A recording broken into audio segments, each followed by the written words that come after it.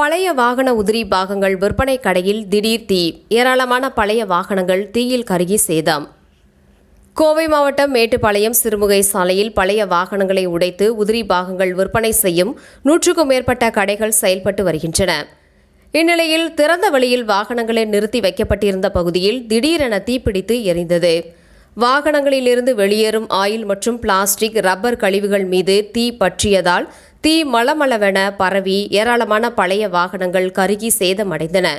சம்பவ இடத்திற்கு வந்த மேட்டுப்பாளையம் தீயணைப்பு மற்றும் மீட்பு பணித்துறையினர் தீ மேலும் பரவாமல் தண்ணீர் அடித்து கட்டுப்படுத்தினர். இப்பகுதியில் இதேபோன்ற விபத்துகள் ஓராண்டுக்கு 3 முறை நடந்துள்ளது என்பதும் குறிப்பிடத்தக்கது. வியாபாரிகள் தங்களது வாகனங்களை கேஸ் வெல்டிங் மூலம் உடைப்பதும், ரப்பர் மற்றும் பிளாஸ்டிக் கழிவுகளை அதே பகுதியில் போட்டு வைத்து இருந்தாலும் தீ விபத்திற்கு காரணம் என்றும் கூறப்படுகிறது.